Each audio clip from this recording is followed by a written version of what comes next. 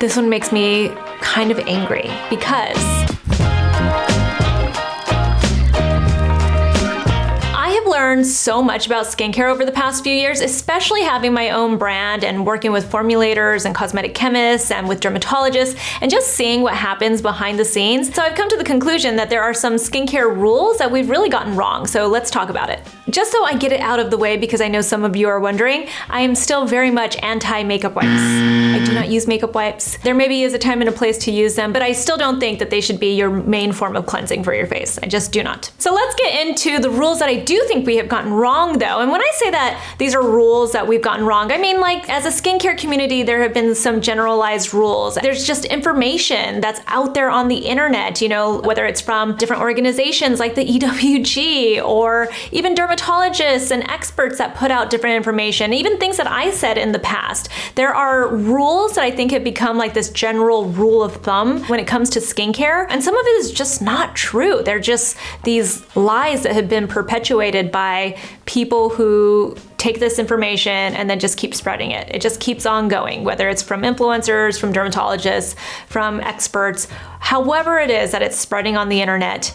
These rules just keep on growing like old wives' tales and urban legends. So let's talk about them. All right, so rule number one that I really think needs to go away is that natural is better. If you've been watching me for a long time and you've watched my reaction videos in the past, you would know that I have been saying this for a long time. I do not necessarily think that natural ingredients are better than synthetic ingredients. I in fact think that there are benefits to both types of ingredients, sometimes even more so with the synthetic ingredients. And I hate the idea that people think that maybe natural means that it's safer for you. You've probably heard that the dose makes the poison. This is something I see all the time online now, and it's completely true. If you have too much of anything, even a good thing, it could probably be bad for you. So you don't want to necessarily think that natural is better. You're definitely not going to always get the best results or the most potent results from something that's natural. Sometimes it takes a synthetic ingredient to get the results that you want. And a good example of something that's natural that you don't necessarily want is poison ivy.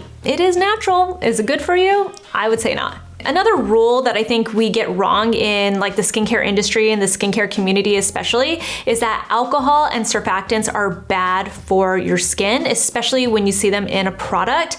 I used to actually be a believer of this one. I used to think that if you had like SD alcohol, denatured alcohol in any of your products, that meant that you were immediately gonna have irritation, that you were gonna have dry skin, and it was just going to strip your skin and be bad. Same thing with specific surfactants, especially SLS. It really got demonized over the past couple of decades as being this ingredient that's just so drying for your skin that it just leads to irritation. It ruins the pH levels of your skin. You're always going to just be red and just completely dry. And the truth is, yes, on their own, they absolutely can be very drying and irritating for your skin. But usually when they're formulated correctly into a product, there are other ingredients in that product that help to really balance it out. So you should actually be getting the opposite effect if it's formulated correctly. There should be ingredients that are going to soothe your skin, that are going to hydrate your skin and also moisturize your skin. So you shouldn't even be worrying about those ingredients. And if anything, those ingredients are in there to help the other ingredients actually absorb into your skin or feel nicer as they go onto your skin. So they really do serve a purpose. And also when it comes to surfactants just in general, you have to have surfactants. That is the cleansing. That's how you actually make a cleanser. They are the cleansing ingredient in your products. So you have to really like keep an open mind that the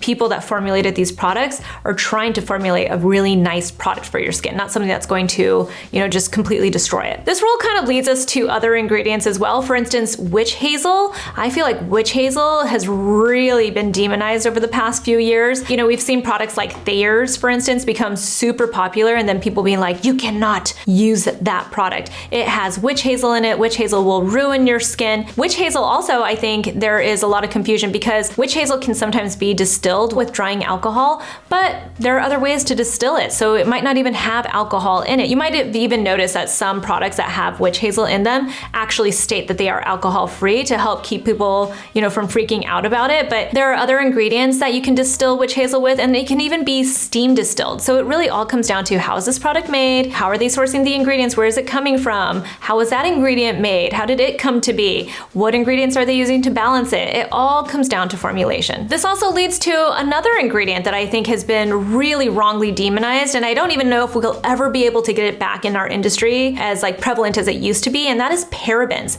If you don't know, parabens are a preservative. They used to be widely used in not just our skincare products, but lots of different beauty products and even just other products in general. There are lots of different types of parabens, but there are very specific ones that were being used as preservatives in our skincare products. And for the most part, you don't see that anymore. And that's because people have been led to believe that it can cause cancer and be really bad for your health. But now we've seen, especially with like the explosion of the skincare science community, we've really come to find out that the hate for parabens isn't justified. It turns out parabens are probably one of the more gentle of the preservatives that get used in skincare products, but now the industry has been forced to use preservatives that are a little less studied, that haven't been around as long, and are even more potentially irritating for the skin. Once I saw some of the big mass brands really shift over from parabens to other preservatives, it just kind of sealed it for me that this is over. Like, parabens are probably not coming back as a standard, and that kind of sucks, you know, because we got rid of an ingredient that was probably a really good one. I do want to be clear, we need preservatives, so you should not be scared of the preservatives that are being used in place of parabens. They obviously have been tested very well, and they're obviously doing a really good job. I'm just saying parabens were a really nice one to have as an option, and now we really don't get that option anymore. And then that leads to fragrance. Wow, there have been so many arguments over whether fragrance is good or fragrance is bad. Should you avoid it at all times? Should you just enjoy it? I'm in the camp of just enjoy it if you want to, especially if you're not allergic or sensitive to it. I've always been this way. I can remember like just a few years ago when people started making comments saying, you know, like, can't believe you're suggesting this product because it has so much fragrance in it, and I think you should avoid fragrance-free. You're not a true skincare expert, or you know nothing about skincare because you use fragrance. At the time, I remember being like, you know, maybe we should start considering that, because there are people that have fragrance sensitivities, that are allergic to fragrance. But really what it comes down to is you should only avoid ingredients if you are actually sensitive or allergic to them. And you shouldn't really force everybody else to avoid those ingredients. Yes, you can develop an allergy to any ingredient over time. It doesn't matter if you weren't allergic to it yesterday, you could be allergic to it in the next few days. You just don't know when an allergy is going to develop, but it doesn't mean that you should avoid it in preparation for an allergy. You don't know what you're going to be allergic to. And I guess the best example that people use is the peanut analogy. Like, there are obviously people who are allergic to peanuts, and very, very allergic. It's not just going to give them some irritation on their skin. There are people who are so allergic to peanuts that it can be deadly for them, but that doesn't mean that the rest of the world has to avoid peanuts just because there are other people who do have to avoid it. So the same thing kind of applies for fragrance and for a lot of these other ingredients. Unless you absolutely have to personally avoid those ingredients, then don't. So the next skincare rule I think that people have gotten wrong is that simple ingredient lists equals better. As in, the less ingredients, the better the product's gonna be, or like the safer the product's gonna be, or like the best bet you're gonna have or something. I'll admit, I actually used to be of this belief. Years ago, I used to think like, you know, if it's a simple ingredient list with ingredients that I can actually say and that, you know, I understand, then of course it's gonna be a better product, or it's gonna have a better chance of being like safer for me. But I can tell you now, especially as a brand owner, that it's actually infuriating to hear this and to see people say this, that they're looking for simple ingredient lists because that's going to be better than the one that's super complex. A long ingredient list means that, you know, it has bad ingredients for you, or it's got a higher chance of irritating your skin. That is so far from the truth. I can't even begin to tell you. Whenever we're formulating products, we're trying to get the best of everything that we can into this product. If it's a moisturizer, we want it to moisturize and hydrate and feel beautiful and have this great texture. We want it to look pretty. We don't want it to necessarily smell terrible. Like, there are so many different things that we're taking into account. We want it to absorb perfectly. We don't want it to just sit on top of your skin. Just everything that you can think of when it comes to creating a product, we are thinking about. So sometimes that means adding more and more ingredients to that formula to make it the most beautiful, elegant, effective product that we can. And it's actually the opposite. You know, the less ingredients that we have in a product, the more straightforward, yes, that it is, but the less than overall benefit that you're getting. There's gonna be something that's missing from it. You know, if it's like a 3-ingredient product, then how effective could it possibly be? Or, you know, how beautiful in texture could it possibly be? Or how well does it absorb into your skin if it doesn't have, you know, penetration enhancers in it? Or even how stable can it possibly be if there aren't a lot of ingredients in it to even help stabilize it, like antioxidants that stabilize the other antioxidants. There are so many different aspects of a formula, so having a simple ingredient list doesn't mean that it's a better ingredient list. And that actually leads to one of my bigger pet peeves with this, and that is people saying that a product has filler ingredients in it. Again, remember, I admit it, this was a belief of mine too in the past, where I just felt like, you know, why would you need these ingredients in here? They just put them in there to fluff it up or something.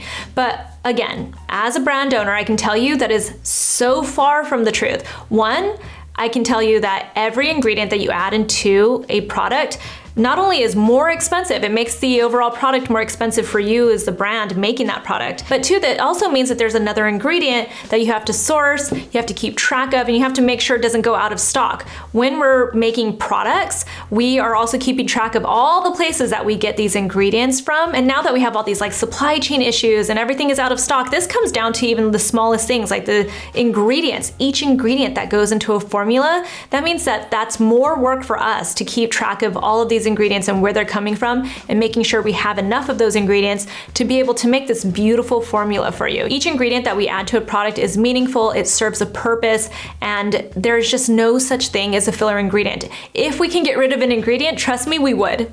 The next skincare rule that I think we got wrong is to avoid chemical sunscreen filters. This one makes me kind of angry, because if you've been following me for a while, you know that I have melasma, I have hyperpigmentation, especially on my cheeks, so I have to wear sunscreen if I want to avoid it. It's like the #1 product I have to use. I mean, it's the #1 product we all should be using, but I especially have to be consistent with my sunscreen.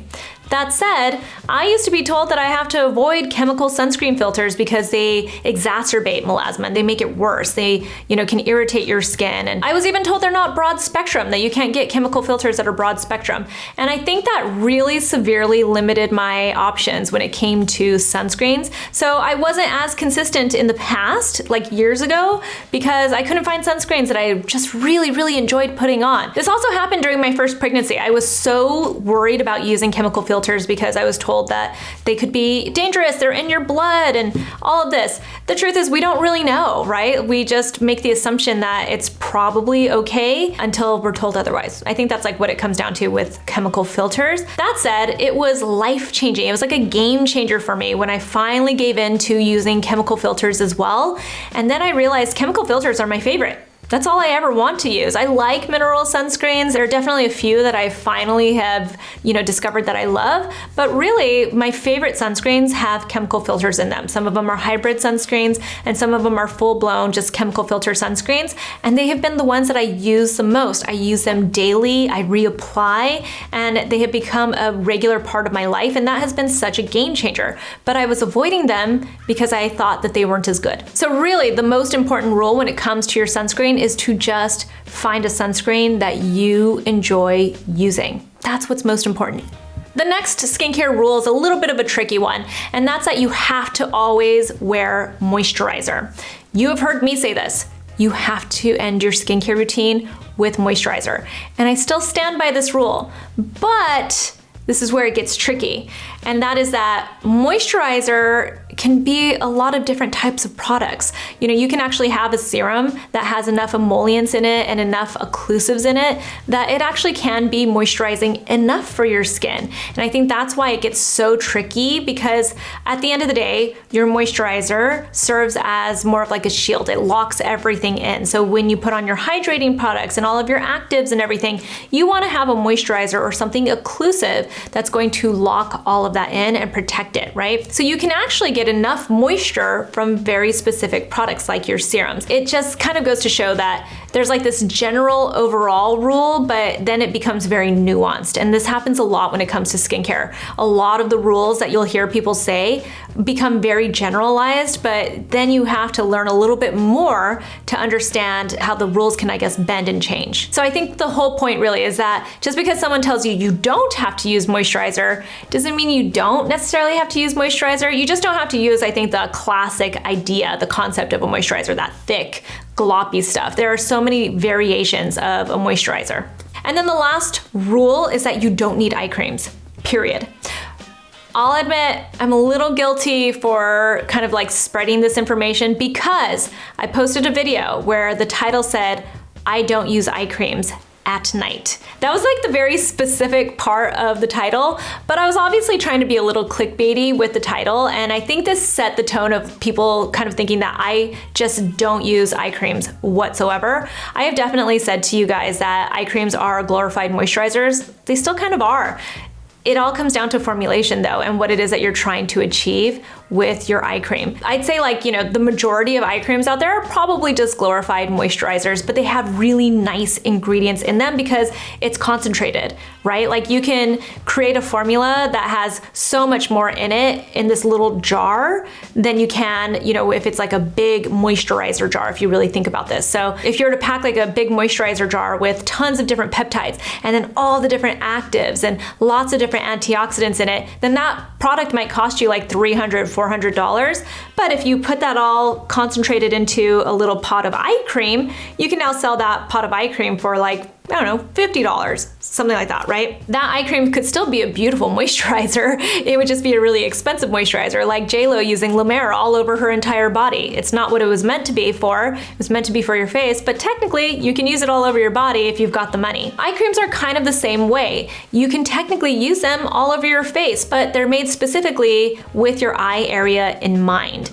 So that's the way to really think about eye creams. I still sort of don't use eye creams at night, and that's because at night I'm really going to town with my different moisturizers, so I don't feel like I need an eye cream. I have my retinol cream on, I have my regular moisturizer on, and then sometimes I put like a sleeping mask on. I really do it up with moisturizers at night, so I do not need an eye cream necessarily. But in the morning time, I love to use an eye cream, especially if I'm going to be wearing makeup. And I also specifically look for eye creams that target the eye area, that have ingredients that are going to specifically help my eye area. Brightening ingredients like tranexamic acid, vitamin C, anything that's going to be very specific to the area if you have like dark spots, right? That would be a good reason to use a specific eye cream. Another one would be maybe like retinol. If you need to have, like a more gentle retinol around your eyes because your tretinoin is irritating your eye area, that would be a good reason to use it. If you want something that's a little bit thicker for your eye area versus the rest of your face, again, an eye cream might be really great for that. So there are so many different reasons, and it becomes very personalized when it comes to eye cream. So what is the overall theme of this video really? It's that skincare is personal. I say it all the time. It is so personal. Every time you hear somebody, like make a rule or tell you like there's this rule in skincare, for the most part, it's really, there's more to it, is what it comes down to. What does your skin need? What is your skin gonna react to best? What are your skin issues? All of that is so personal. What works for me doesn't necessarily work for you and for everybody else. So we just always need to keep that in mind. It's the reason why you'll hardly ever hear me say that I don't like a product. I'll say how much I love a product and why, but I don't really talk about why I don't like a product, because I don't want people to get in their heads that this product won't work for them. Because that, once you get that idea in your head, it gets really hard to get rid of that concept. But you might be missing out on a product that would be beautiful for you and perfect for you, but you've skipped it because I said I didn't like it. So I never want that to happen. Let me know if you guys have any other skincare rules that need to just go away to add to this entire list. There are so many more. I just thought this would be like a good way to get that conversation going. I hope you guys just enjoy your skincare. I want to go back to that. If you have any questions, feel free to ask me. You can find me on Instagram. I'm at Susan Yara, and I'll talk to you soon. Bye.